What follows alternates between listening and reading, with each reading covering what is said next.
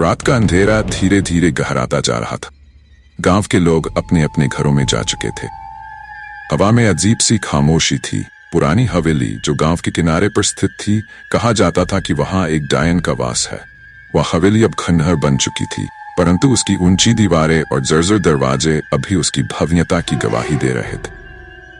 लोग बताते थे कि वर्षों पहले एक अमीर जमींदार यहाँ रहता। उसकी बेटी बहुत सुंदर थी, लेकिन एक दिन अचानक वह गायब हो गई। उसके गायब होने के बाद से ही हवेली में अजीब अजीब घटनाएं घटित होने लगीं। गांव वालों का मानना था कि जमींदार की बेटी अब डायन बन चुकी है और उसकी आत्मा इस हवेली में भटकती रहती है।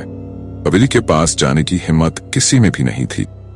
जो भी रात के समय उस हवेली के पास गया, वह वापस नहीं लौटा। एक दिन गांव के एक नवयुवक राघव ने ठान लिया कि वह इस रहस्य को सुलझाएगा। वह बहुत साहसी और निडर था। उसके दोस्तों ने उसे बहुत रोका, पर राघव नहीं माना। आधी रात को वह अकेले ही हवेली की ओर चल पड़ा। जैसे ही वह हवेली के पास पहुंचा, उसने देखा कि हवेली के अंदर से हल्की हल्की रोशनी आ रही है। दरवाजा खुला था। राघव ने साहस बटोरकर अंदर कदम रखा।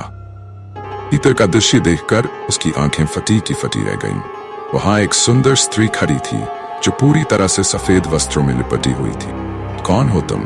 राघव ने कांपती आवाज में पूछा। स्त्री ने मुस्कुराते हुए कहा, मैं वही हूं जिसे लोग डायन कहते हैं। राघव ने साहस जुटाकर आगे पूछा, तुम्हारा यहाँ क्या काम है और तुम सच में एक डायन हो? उस स्त्री ने गंभीरता से कहा, मैं इस हवेली की बेटी हूँ। मेरे साथ बहुत अन्याय हुआ था। मेरे ही परिवार वालों ने मुझे मारा और मेरी आत्मा इस हवेली में कैद हो गई। अब मैं यहाँ से बाहर नहीं जा सकती।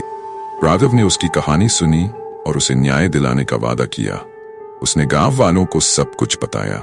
गांव वालों ने उस हवेली का श्राद्ध किया। उस स्त्री की आत्मा को शांति मिली।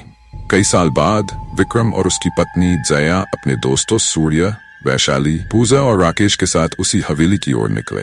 वे पुरानी कहानियों और रहस्यों का पता लगाने के लिए उत्सुक थे।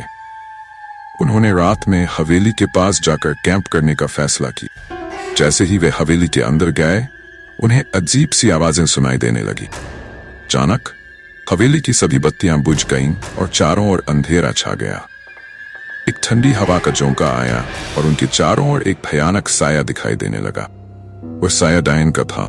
डायन ने सूर्य और वैशाली पर हमला किया और वे दोनों वहीं बम तोड़ दिए। पूजा और राकेश ने भागने की कोशिश की, लेकिन हवेली के दरवाजे बंद हो चुके।